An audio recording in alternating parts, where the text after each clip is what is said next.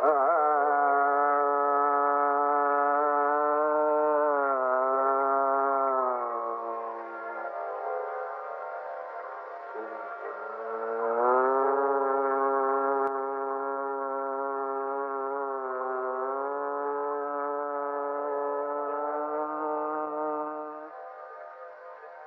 यूं ही अपने घर के टेरेस पर बैठे बैठे मुझे रावलपिंडी में धनराज सहगल और बुधाबाई की सहगल हवेली याद आ गई, जिससे अब दुनिया लाल हवेली से जानती है। यही अप्रैल का महीना था और ऐसे ही हल्की हल्की बारिश हो रही थी जब मैंने सहगल हवेली को पहली बार देखा और इसके साथ जुड़ी हुई बुधाबाई की कहानी से आशना हुआ था। यह मोहब्बत की एक अनोखी कहानी थी जिसका एक किरदार धनराज सहगल था। धनराज का ताल्लुक पोटोहार के शहर जेलम से था। इसके खानदान का शुमार खुशहाल घरानों में होता था। धनराज ने कानून की तालीम हासिल की और बैरिस्टर बन गया।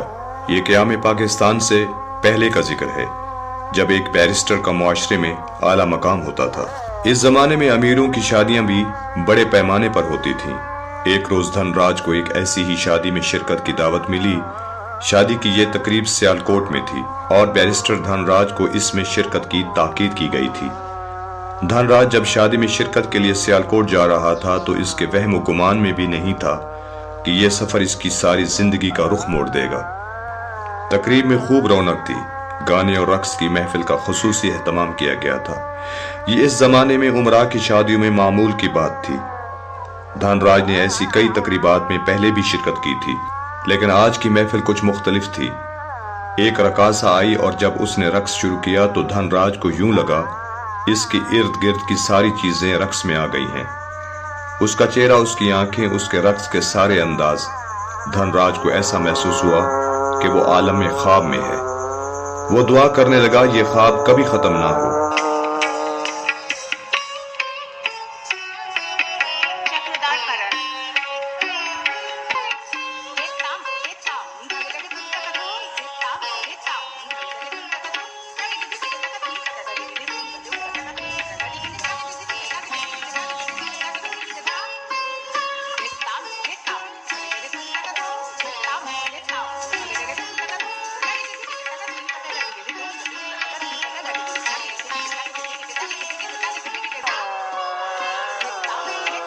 फिर अचानक रक्स खत्म हो गया।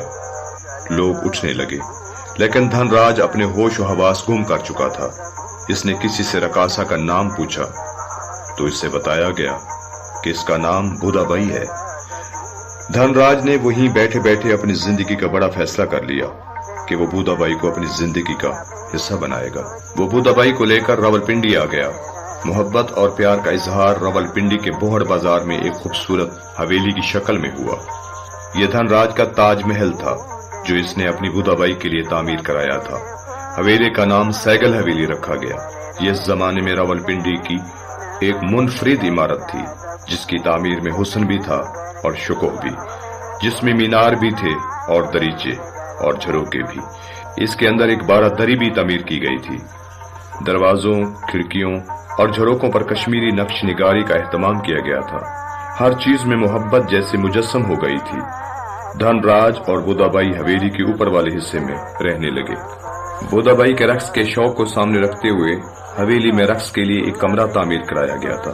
यूं धनराज ने बुधाबाई का दिल अपने प्यार से जीत लिया था। दिलचस्प बात यह है कि धनराज हिंदू था और बुधाबाई मुसलमान थी, लेकिन दोनों अपने मजहब पर कायम रहे और किसी ने दूसरे से मजहब तब्दील करने पर इसरार न किया।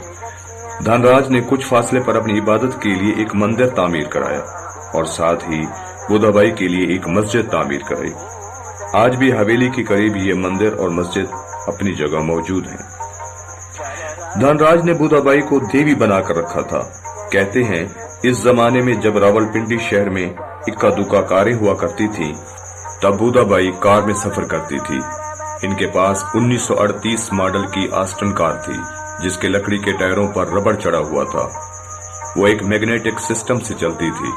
गर्मियों में जब रावलपिंडी का मौसम नाकाबिले बर्दाश्त हो जाता तो धनराज और बुधाबाई अपने आस्टन कार पर कश्मीर की सैर को निकल जाते। दिन रात हंसी खुशी गुजर रहे थे कि फिर कहानी में एक मोड़ आया और सब कुछ बदल गया। तकसीम से कुछ अरसा बेशतर ही रावलपिंडी में फसादात शुरू हो गए। हिंदुओं और मुसलमानों के दरमियान आए रोज झड़पें हो रही थी और फिर सरहद के दोनों तरफ से लोग हिजरत करने लगे। इन्हीं में एक धनराज का खानदान भी था। धनराज जिसने बुदाबाई के साथ सारी उम्र बिताने का ख्वाब देखा था, अब वो इससे अलहदा होने पर मजबूर हो गया था। क्या में पाकिस्तान के बाद जायदादों के केस अदालतों में जाने लगे। सैगल हवेली का केस भी अदालत में आ गया। जज ने बुदाबाई को मुखातिब करते हुए कहा, अगर तुम ये डिक्लेयर कर दो कि तुम हिंदू हो तो ये हवेली तुम्हारी मलकियत हो सकती है। ये एक अहम मरहला था। एक हाँ इसे मुआशी तौर पर मुस्तहकम कर सकती थी, लेकिन वो बुदाबाई थी। उसने जज की आंखों में देखते हुए वो जुमला कहा जो हमेशा जिंदा रहेगा। बुदाबाई का अपने और धनराज के बारे में कहना था, we shared everything except religion. ऐसा लगता था जज बुदाबाई को अपनी राय पर नजरसानी का मौका देना चाहता है, लेकिन वो अपने मौक़िफ़ पर कायम रही। जज ने हवेली ट्रस्ट की मलकियत में दे दी और इंसानी हमदर्दी के तहत हवेली के 2-3 कमरे बुदाबाई को रहने के लिए दे दिए। धनराज के जाने के बाद हालात ने तेजी से पलटा खाया। बुदाबाई की जिंदगी बुझ कर रह गई। वो अक्सर हवेली के झरोखे में बैठती और चाय के साथ अपने पसंदीदा ब्रांड के सिगरेट पीती रहती। अब वो अपने भाई के हमरा हवेली में रह रही थी। इसके पास आमदनी का कोई जरिया नहीं था, लेकिन लोगों में यह तासुर था कि बुदाबाई के पास बहुत सी दौलत है जो इसने हवेली में छुपाई हुई है। एक रोज चोर हवेली में आए और कुछ ना पाकर बुदा के भाई को कत्ल करके चले गए। हवेली के सामने रहने वाले इनके पड़ोसी ने बताया कि रात के 2:30 बजे का वक्त होगा कि बुदा के चीखने की आवाजें आई। वो चीखते हुए इन्हें बुला रही थी। पड़ोसी के मुताबिक बुदा की आवाज सुनकर मेरी आंख खुल गई और मैं तेजी से हवेली की तरफ दौड़ा तो देखा कि हवेली का दरवाजा चौपट खुला है और बुदा का भाई सेहन में गिरा हुआ है और इसकी गर्दन से खून तेजी से बह रहा है। मैंने करीब जाकर देखा तो वो दम तोड़ चुका था। धनराज की जुदाई के बाद बुदा के लिए ये एक बहुत बड़ा सदमा था। इसके आसाब जवाब देने लगे। इसकी आंखों के सितारे बुझने लगे थे। इसके रुखसारों की शफक में सरसों का रंग उतर आया था। और फिर एक रोज अचानक बुदा हवेली छोड़कर चली गई। लोगों ने देखा कि इसके दरवाजे पर कफन है। फिर किसी ने बुदाबाई को नहीं देखा। इस बात को कई बरस गुजर गए। फिर एक रोज अजीब वाकया हुआ जिसके रावी शेख रशीद हैं। इनके मुताबिक एक रोज एक अफसर इनके पास आया और वो कमरे देखने की ख्वाहिश की जहां बुदाबाई रहती थी। इसने कमरे देखे और फिर वापस जाने लगा। जब इससे पूछा गया कि वो कहां से आया है और इन कमरों को देखने की क्या कशिश थी जो इसे यहां ले आई, तो इसने सीढ़ियों से उतरते उतरते बताया, बुदाबाई मेरी माँ थी। मालूम नहीं इसके बयान में कितनी सदाकत थी, लेकिन कुछ लोगों का ख्याल था कि वो वाकई बुदाबाई का बेटा था। अब बुदाबाई की हवेली जो कभी रावलपिंडी की सैगल हवेली थी, अब शेख रशीद की लाल हवेली में तब्दील हो गई है, जहां दिन भर सियासी लोगों और जरूरतमंदों का हजूम रहता है। लेकिन रात की तारीकी में अब भी कुछ लोगों को बुदाबाई के घूंघरों की आवाजें आती हैं और बाज लोग तो ये दावा भी करते हैं कि उन्होंने अक्सर आधी रात को खाली सड़क पर बुदाबाई को चलते देखा है। शायद वो सच कहते हो या शायद ये सब तस्वुर की करिश्मासाजी हो।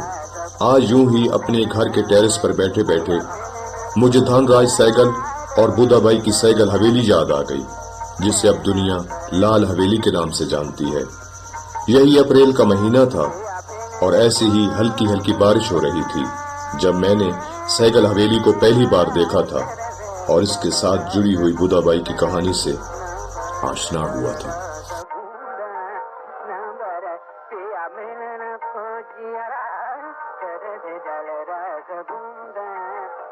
You